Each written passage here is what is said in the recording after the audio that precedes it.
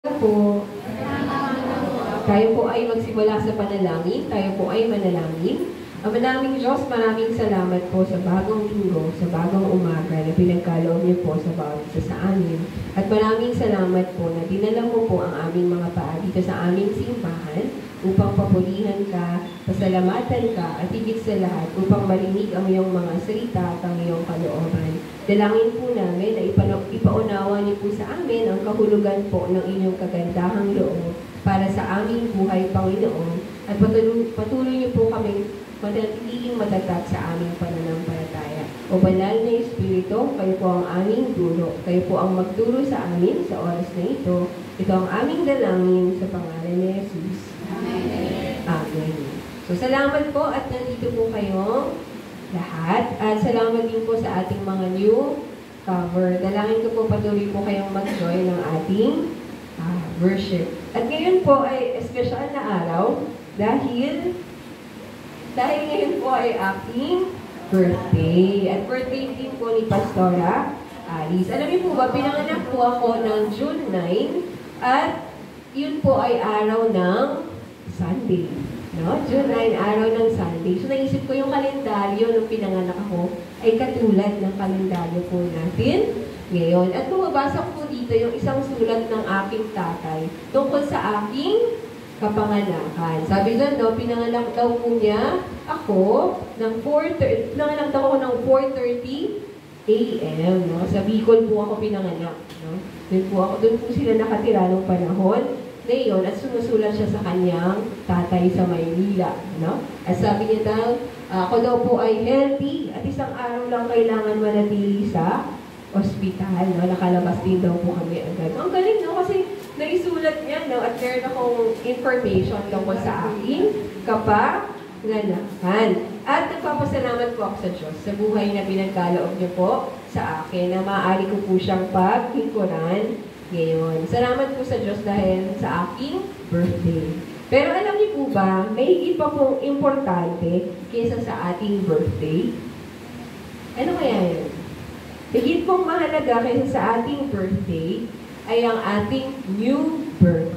Ang ating bagong kapanganakan.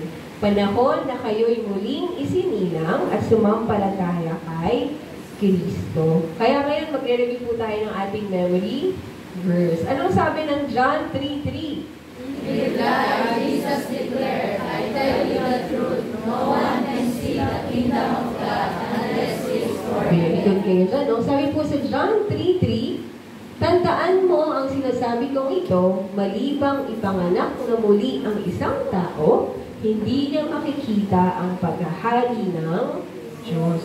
Unless ang isang tao ay ipanganak na muli. Kaya mas mahalaga po ang ating bagong kapanganakan. At sabi niya po sa verse 7, huwag kang magtaka sa sinabi ko sa iyo, kayong lahat ay kailangang ipanganak ng muli. So, higit na mahalaga kaysa sa ating physical birth ay ang ating spiritual birth. Na tayo ay muling ipanganak. Or sa ibang salita, now to be born again. Ba't din natin kailangan ipanganak ng muli? Dahil ang sabi po sa Biblia, ang ating kalagayan, sabi sa Ephesians 2 verse 1, patay kayo dahil sa inyong mga pagsuway at mga kasalanan. You were dead in your transgressions and your sin.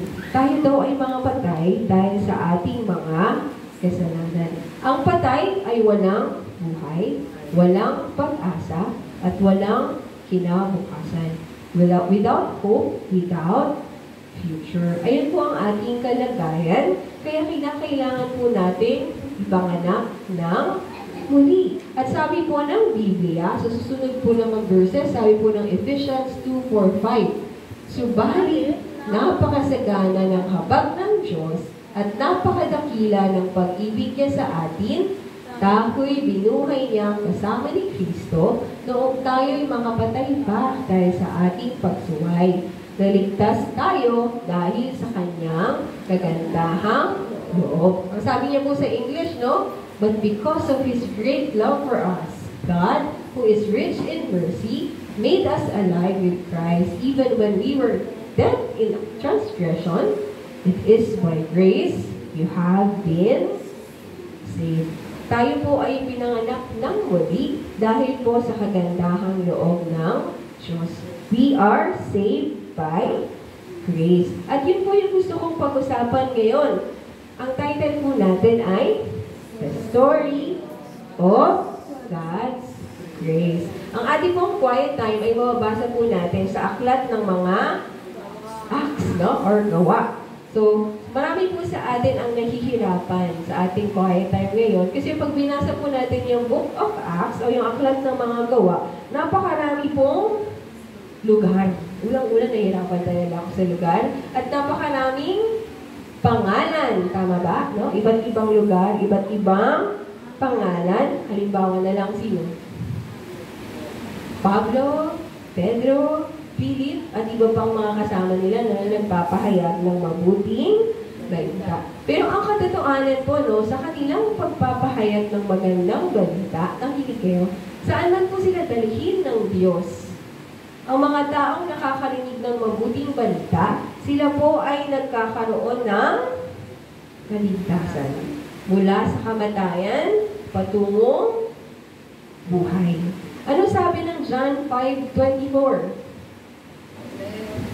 I tell you the truth, whoever and believes his name that he has eternal life and not from death, he has crossed over from death to life. He has crossed over from death to life. Sabi sa Tagalog po, no, pakatandaan ninyo ang nakikinig sa aking salita at sumasampalataya sa nagsugo sa akin ay may buhay na walang hanggan. Hindi na siya hinahatulan, kundi nakatawid na siya sa buhay mula sa kamatayan. Mahal mo pong memory verse, mag-abang po kayo kung nakikinig kayo.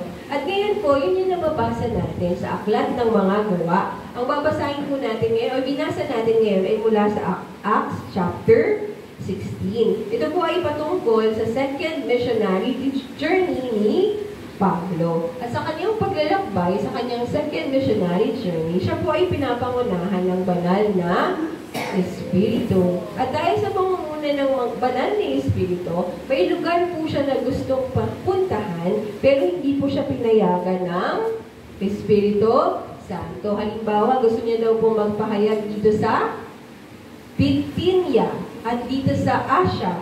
Ngunit, hindi po siya pinayagan ng Diyos. Sa halip, nagkaroon po siya ng vision.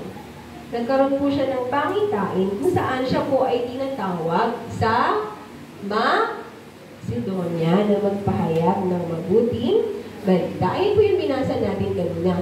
Kinagabihan, nagkaroon si Pablo ng isang pangitain. Isang lalaking taga-Macedonia ang nakatayo at nakikiusap sa kanya. Pumarito kayo sa Macedonia at ilungan nyo kami. Pagkatapos ng pangitain ito, gumayak agad kami, sapagkat katiyak namin kami tinatawag ng Diyos upang ipangaral sa Macedonia ang magandang balita.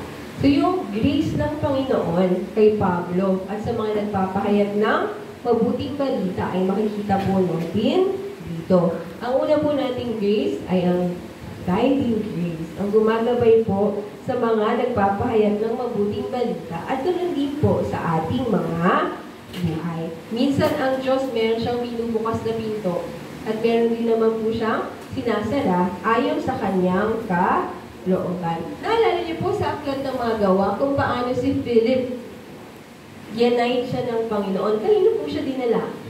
Sa isang Ethiopian eunuch para sa kanya ipahayag ang mabuting balita. At pagkatapos nakaalala niyo nung nakaraang linggo, tinuro sa atin ni Pastor, no, kung paano si Pedro, kanino siya pinadala ng Diyos? Kay Cornelio, no, na isang hindi Hudyo, no, upang marinig ang mabuting balita. At ganoon din ngayon kay Pablo, no, ginabayan siya ng Diyos na pumunta sa ang lugar. Ang dami niyo nang alam sa Macedonia upang ipahayag ang mabuting balita. Ibig sabihin po, no, God's grace will lead us where we can hear the gospel. Dadalhin tayo ng kagandahang loob ng Diyos kung saan natin maririnig ang kanyang salita, ang mabuting balita. Yung grace din po ng Panginoon ang nagdala sa inyo dito sa ating simbahan ngayon. Yung grace din po ng Panginoon ang dahilan kung bakit po kayo ngayon ay member ng Light of Life Church. Pag-iisipin ko rin yung buhay ko, no? Taga-Pasig, taga-Bulacan. Pero ngayon, nandito po ako, no? Sa Quezon City na nagpapahayag ng salita ng Diyos. Lahat ito ay dahil sa kanyang guiding grace para sa akin, no? Dinadala tayo ng Diyos kung saan natin siya makikilala. Naniniwala po ba kayo doon? Yes. Siguro, naimbitahan kayo ng kaibigan nyo, tama? Siguro, pinilit kayo ng nanay nyo, o ng kapatid nyo, o ng kapitbahay nyo. Pero ultimately, ang Diyos po ang nagdala sa atin dito. It is His guiding grace. Kaya nga po, no, sa June 30, meron po tayong Evangelization Sunday. At sa June 12, sa Wednesday po, meron po tayong evangelization, lalabas po tayo. Sino po ang gagabay sa atin? Naniniwala kayo?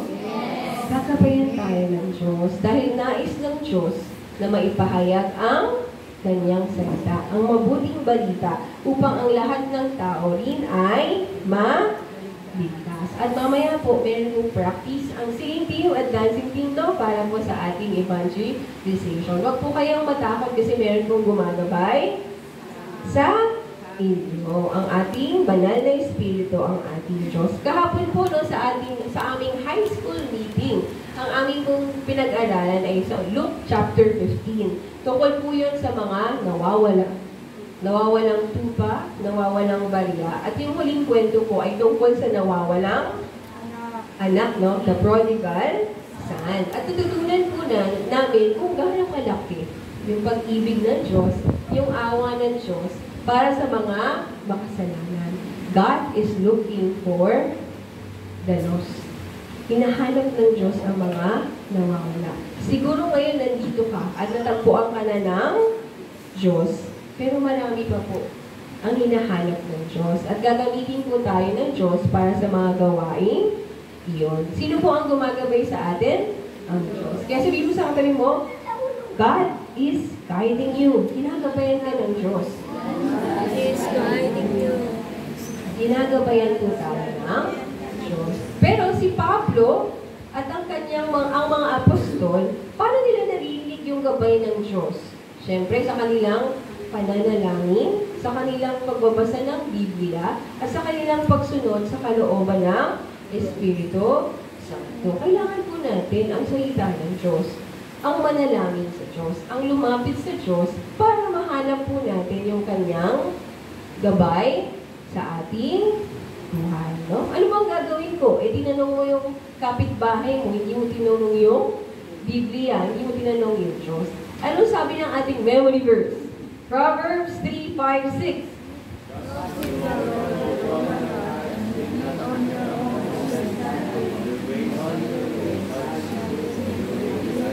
Okay, no? Nakakalimutan nila. Marami ko pong listahan, ha? Sabi po sa Proverbs 3:6, sa lahat ng iyong gawain, siya nga'y alalahanin upang ika'y patnubayan sa iyong mga pagkakakit. Alalahanin mo ang Diyos upang matanggap mo ang kanyang guiding grace sa iyong buhay. Katulad ng paggabay niya po kila Pablo nung sila ay nagpapahayag ng mabuting balita. Paano ginabayan ng Diyos si Pablo? Mababasa po natin sa susunod na verse.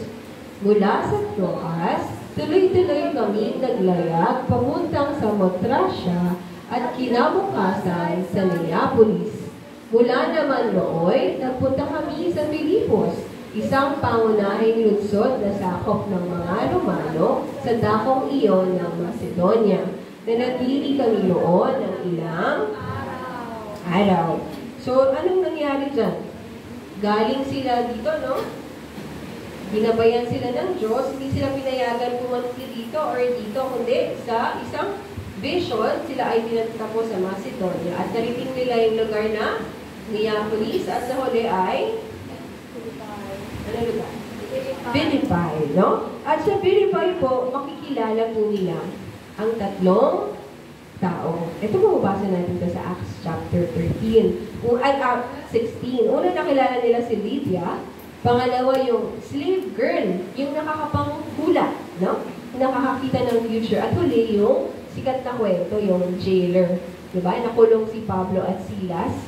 At magpapakamatay na sana yung jailer. Ngunit nakilala sila ng Diyos. Pero ngayong araw, gusto ko pong pag-usapan ay ang tungkol sa unang tao na kanilang nakita. Sino yun?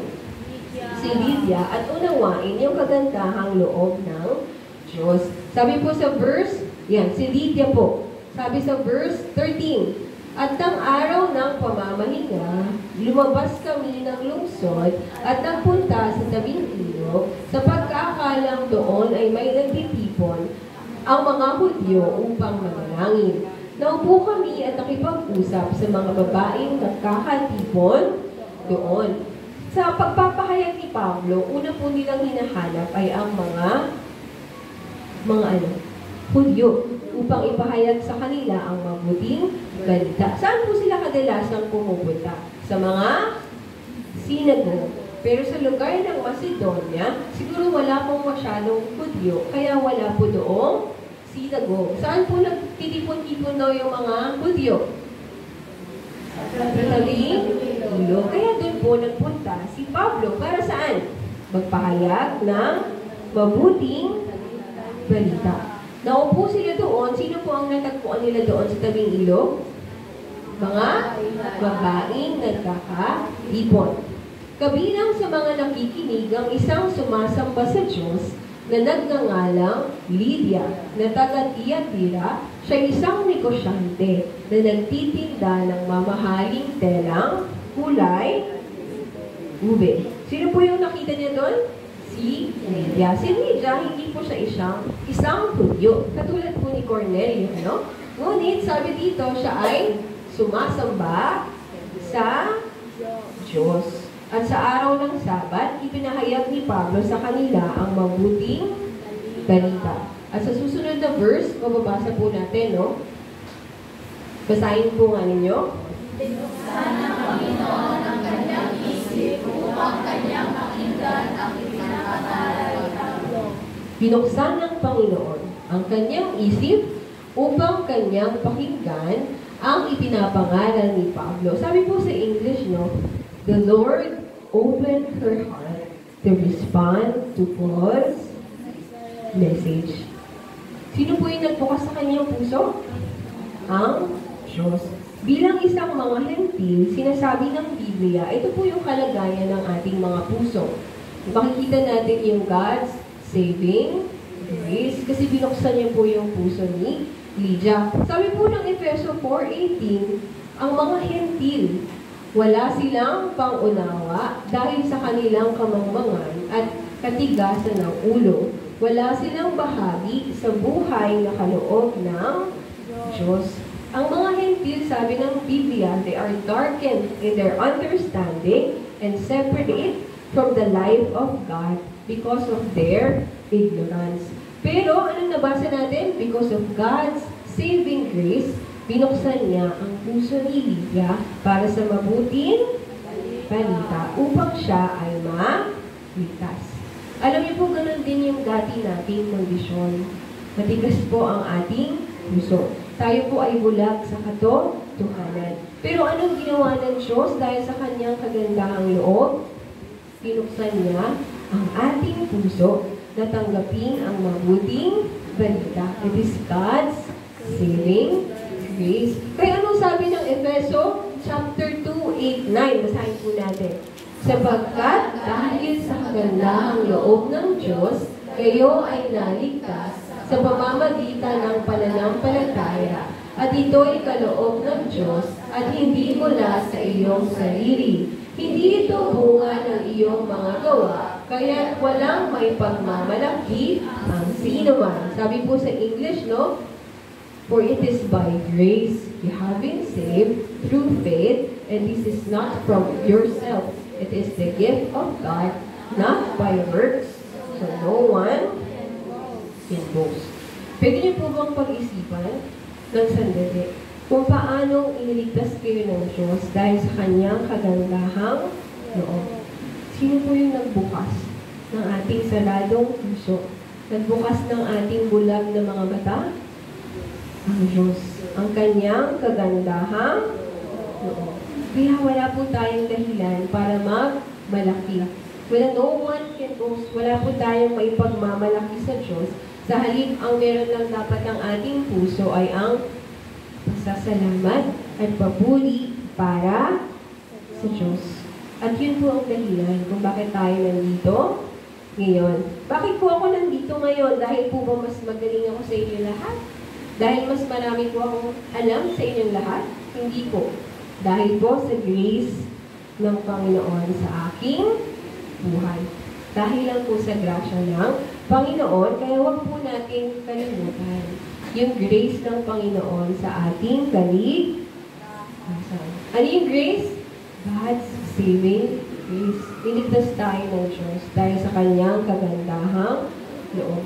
The more na ating iniisip kung paano tayo niligtas ng Diyos ng kanyang kagandahang loob, kung gaano kalaki yung pag-ibig niya sa atin, at kung paano niya tayo pinatawad sa ating mga kasalanan, nagiging mapagpakumbabot pa po tayo, at lalo po tayo magiging willing na maglingkod sa Kanya. Bakit ko kayang maglingkod sa Diyos? Kasi niligtas niya ako sa aking mga kasalanan. Bakit ako makakaawit sa Diyos? Kasi pinaparamdam sa akin ng Diyos ang kanyang pag-ibig para sa akin. Kaya kung isipin niyo no, kung kinukumpara niyo yung sarili niyo sa iba, buti pa ako nakakabasa ako ng Biblia, buti pa ako tapos ko na yung memory verse, buti pa ako alam ko yung aklat ng Mateo kahit may quiz next Sunday, swerte ng mga ka-group ko. No, minsan iniisip po natin lahat dahil sa ating mga gawa. Tayo po ay nagmamalaki. Maging sa ating church, no? Buti na lang sa aming church, ganito. Sa ibang church, hindi gano'n. Pero ang totoo, lahat ng ito ay dahil sa grace. Dahil sa kagandahang loob ng Panginoon. Kung meron po tayo dapat gawin, hindi po yung magmalaki, kundi yung magpasalamat sa Kanya. Naalala niyo po si Lydia. Ano pong trabaho ni Lydia? Sa isang negosyante. Sa paligid niya, mayaman siya o mahirap? Hindi na mayaman si Lydia, no? Kasi ang tinitinda niya ay mamahaling telang kulay ube. No? Parang hindi ko suot niya yung kanyang tinitinda, no? At kahit siya ay mayaman, no? Binuksan ng Diyos ng kanyang puso para sa kaligtasan. Dahil ang kaligtasan ay para sa lahat ng tao. Yun tutunan natin ng nakaraang linggo, no? Mayaman o mahirap, lalaki o babae, no? Sa anumang lugar sa buong mundo, kailangan nila si Jesus, kailangan nila ng kaligtasan. Dahil ang greatest need ng isang tao ay ang maligtas. Tama ba? Tayo po ba ay niligtas ng Diyos dahil sa kanyang saving grace? Amen. Magpasalamat po tayo sa Diyos. At niligtas po tayo ng Diyos para saan? Para lang tapos na, ligtas na tayo, pwede natin gawin ang ating gusto. Iligtas niya po tayo upang tayo ay baguhin ng Diyos. Ano pong nangyari kay Lydia? Pagkatapos niya pong buksan ng Diyos ang kanyang puso, narinig niya ang mabuting balita at tumugon siya sa mabuting balita. Sabi po doon, nagpabautismo siya at ang kanyang buong pamilya. No? Ano ginawa ni Lydia? Nagpabautismo siya, pati na ang kanyang buong pamilya. No? Maraming nagsasabi, si Lydia daw po yung unang convert sa Europe. No? Nung nagpahayag si Pablo, doon. Siya at ang kanyang pamilya ay nagpabautismo. Hindi lang siya. Sa pamamagitan niya, pati ang buo niyang pamilya. Katulad na lang sinabi ni Pablo, no, sa jailer, sa mga huling kwento. Sabi niya, sumampalataya ka sa Panginoong Jesus at maliligtas ka, ikaw at ang iyong buong sambayanan. At yun yung nangyari kay Lydia. Kaya importante po ang baptism.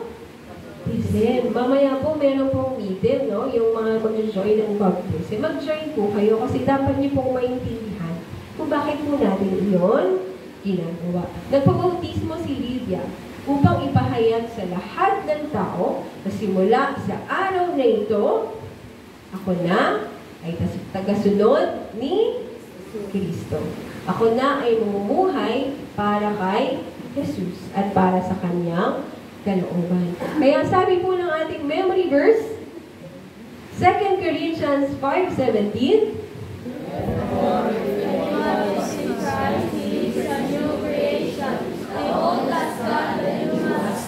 sabi po ng 2 Corinthians 5:17, kaya't kung nakipag-isa na kay Kristo ang isang tao, isa na siyang bagong nilalang. Wala na ang dati niyang pagkatao, sa halip ito'y napalitan na ng bago. Ang tawag natin dito is God's transforming grace. Wala na ang dati nating pagkatao. Alam niyo po sa meeting namin kahapon sa mga high school student, ang shinare po nila sa amin kahapon, sabi niya, dati pinipilit lang ako ng nanay ko na mag-attend dito, kaya po ako nandito. Pero ngayon, gumawa na ako ng sariling desisyon. Gusto ko na po talaga, gusto ko nang magpabautismo at sumunod kay Jesus. Hindi mo ba nakakatuwang marinig po yun, no? At meron naman nagsabi, ang tagal-tagal na po akong ini-invite. Pero ayaw ko po talaga, kasi ayaw ko po talaga nang mag-church. At nung nakilala niya po si Jesus, isang beses po siyang nag-join ng church, naramdaman niya po yung pag-ibig ng Diyos na masaya pa na nakilala ang Diyos. Nagkaroon po siya ng pagbabago sa kanyang puso at lagi na po siyang nag-join sa ating church. Meron naman, sabi niya, ayoko magbasa ng Biblia. Hindi ko alam bakit ko ba ito kailangan basahin, no? Pero simula nung tunay niyang kinilala ang Diyos, naunawaan na yung kahalagahan ng Biblia at binabasa niya na po ito ng may kagalakan sa kanyang puso. Kasi nung tayo ay sumampalataya at naligtas, hindi po ito natapos. Yung grace po nagpapatuloy para sa ating pagbabago. Si Lydia po, anong nangyari sa kanya nung sumampalataya siya kay Jesus? Sabi niya, pagkatapos sinabi niya, kung itinaturing po ninyo ako tunay na lingkod ng Panginoon, doon na kayo tumaloy sa amin. Magigpit ang kanyang anyaya, kaya't hindi na namin napahindian. Anong sabi ni Lydia? Bukas ang aking bahay. Yung mga nagpapahayag ng mabuting balita, siguro bukas yung bahay niya para saan? Para bukas lang? Para siguro sila ay pakainin, patuluyin, papahingahin, tama ba? Kasi sila rin ay napapagod. So, nagpakita po siya ng hospitality, no? Para sa mga nagpapahayag ng mabuting balita. At makikita natin, no? Yung pagpapahayag ni Pablo sa Europe, sa Macedonia, malaking bagay po yung contribution ni Lydia. Kasi yung mga mananampalataya sa lugar na doon ay nag-gather po sa kanyang tahanan. Doon po sila nagtitipon.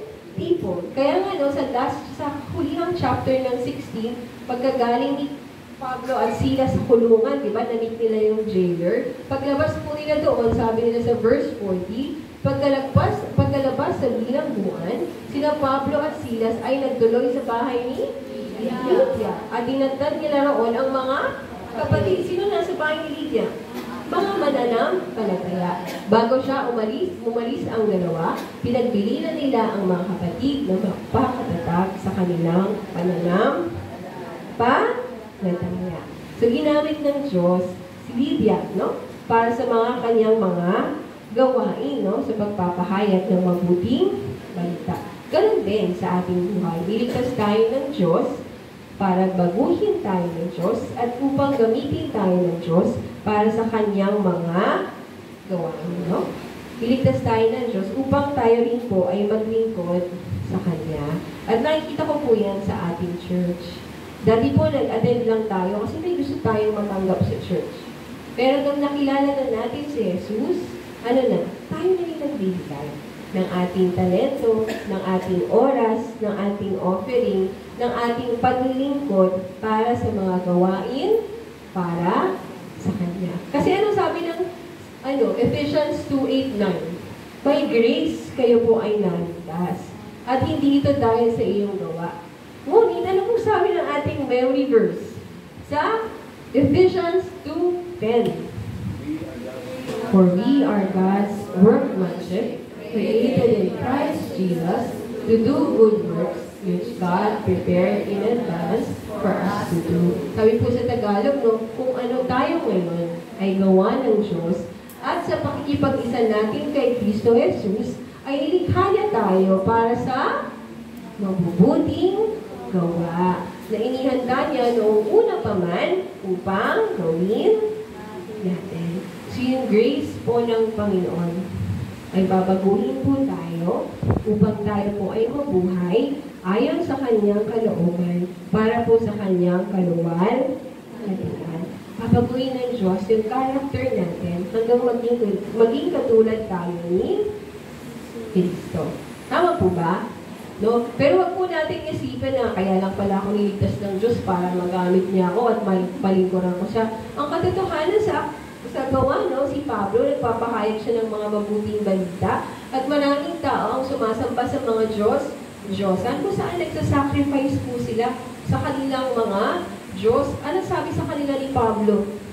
Tayo ay mga anak ng Diyos. We are God's children. At bilang mga anak ng Diyos, tayo ay aalagaan ng Diyos. God will take care of us. Anong una natin sinabi kanina? Guiding grace, saving grace, and transforming grace. Yung grace ng Panginoon yung gumabay sa atin, nagligtas sa atin, at nagbabago sa atin. At yung grace po ng Panginoon ang magpapanatili sa atin. Yung gusto ko huling sabihin is yung God's sustaining grace. Alam niyo po, ako po ay na-save nung ako ay 18 years old. 18 or 17 years old. Sabi ko kanina, di ba, higit na mahalaga ang ating spiritual birth. Kaya huwag na po natin bilangin yung ating edad. Kasi ilang taon na tayo naglilingkod sa Panginoong Diyos. Siguro po mga 16 years na po yung lumipas. Pero bakit nandito pa rin ako at naglilingkod sa Diyos? Dahil po sa kanyang grace. Alam niyo po, birthday din ngayon ni Pastora Alice. At siya ngayon ay 73 years old. At ilang taon na siya naglilingkod sa Diyos? Siguro mahigit 50 or 40? Bakit po nananatili pa rin siya hanggang ngayon? Because of God's sustaining grace. Sa ating pong lakad sa pananampalataya, hindi pinapangako ng Diyos na parating madali. Tama ba? Dahil sa totoo, marami po tayong problema at paghihirap. Minsan napapanghinaan tayo ng loob dahil sa ating sitwasyon or dahil sa ibang tao o dahil sa ating mga sarili. Ang totoo po, mahirap ang buhay. Tama po ba? Mahirap. Meron po ba nagsasabi dito madali ang buhay? Mahirap po ang buhay. Kaya po kailangan natin magtiwala sa Diyos. Kasi po yung grace ng Panginoon ay sapat. His grace is sufficient. His grace is enough para po sa lahat ng ating pangangailangan. Tayo po dito mayroong mga health concern. Tama po ba? Nagkakasakit. Hindi lang isa. Marami po sa atin, especially last week po, no? Sabay-sabay yung mga nagkakasakit. At lahat tayo, aminado tayo po ay may financial concern, no? Kakulangan sa ating pangangailangan, may minsan, relationship, no? Concern. Marami po tayong dinadaan ng problema. At ang buhay natin ay napakalayo sa perfectong buhay. Tama po ba? Kahit tayo ay mga Kristiyano at mananampalataya na. Pero tandaan po natin na yung grace po ng Panginoon na nagdala po sa inyo dito, ang grace po ng Panginoon na magpapanatili po sa inyong buhay hanggang sa huli. Naintindihan niyo po? Yung kagandahang loob na tanggap niyo po noong una, matatanggap niyo po yun hanggang huli. Tandaan po ninyo yun. Kasi ano sabi ng Biblia? Sabi sa Filipos 1:6, natitiyak ko ang mabuting gawang pinasimulan sa inyo ng Diyos ay kanyang lulubusin hanggang sa araw ni Jesucristo. Sabi po sa English, being confident of this, that He who began a good work in you will carry it on to completion until the day of Christ Jesus. Yung grace po na nagligtas sa atin yung una, yung grace po na nagpapanatili sa atin hanggang ngayon, yung grace po na magdadala po sa atin sa completion sa araw ng pagbabalik ng ating Panginoong Hesus Kristo. Kaya sabihin mo sa katabi mo, God will take care of you. God will take care of you. Ano yan sa Tagalog? Aalagaan ka ng Diyos, aakayin ka ng Diyos, no? Hanggang matapos natin yung lakad natin sa pananampalataya. At isa po, no, last na po ito, sabi po ni Peter sa mga mananampalataya po sa Asia Minor, sabi niya sa 1 Peter 5:10, pagkatapos ninyong magtiis sa loob ng maikling panahon, ang Diyos na siyang pinanggagalingan ng lahat ng pagpapala ang magbibigay sa inyo ng kagalingan, katatagan at lakas ng loob at isang pundasyong di matitila. Siya ang tumawag sa inyo upang makibahagi kayo sa kanyang walang hanggang kaluwalhatian kasama ni Kristo. Sabi po sa English, no, and the God of all grace, who called you to His eternal glory in Christ, after you have suffered a little while, will Himself restore you and make you strong, firm, and steadfast. So, ginagabayan po tayo ng Diyos ng kanyang grace. Diba? This is the story of God's grace. Yung grace na po sa buhay ni Lydia, sa buhay ng mga tao sa Biblia, as yung grace din po na nagpapanatili sa inyong buhay. Kaya, what is your grace story? No? Anong kwento? Nagkagandahang loob ng Diyos sa inyong buhay. Ngayon po, ako na ay 33. Iniisip ko po, no, sa 60th birthday ko po kaya, nagpapahayag pa rin ako ng mabuting balita. Nagsishare pa rin po kaya ako ng message. Hindi ko po sigurado, no? Pero ang sigurado ko po, the grace of God will sustain me. The grace of God will guide me. The grace of God will transform me. And the grace of God will help me complete po yung work na ibinigay niya po sa akin. Kaya yun po ang wish ko para sa aking birthday, no? Na ang mga members ng Light of Life Church ay magpatuloy sa kanilang lakad sa pananampalataya, no? At paglilingkod sa Diyos. God's grace is with you. Tama po ba? Okay. Tayo po ay manalangin. Tayo ay manalangin. Ang maraming Diyos, maraming salamat po for your encouragement po para sa aming mga buhay. Maraming salamat po na unang-una, ginabayan niyo po kami at binigyan niyo po kami ng kaligtasan. Wala pong higit na importante sa aming buhay, kundi po ang kami ay maligtas. Salamat po sa buhay at buhay na walang hanggan na meron na po kami ngayon. Dalangin po namin na patuloy po kami lumapit sa inyo at tanggapin po yung pagkilos nyo sa aming buhay at pagbabagong ginagawa niyo po sa aming buhay, Panginoon. At tulungan niyo po kami magtiwala sa iyong sustaining grace na kayo po yung magpapanatili sa amin, Panginoon, hanggang sa huli, hanggang sa araw na makita po namin ang iyong mukha, Jesus. Salamat po sa iyong mensahe. Panatilihin mo po kaming matatag sa aming pananampalataya. Ito po ang aming dalangin sa pangalan ni Jesus. Amen.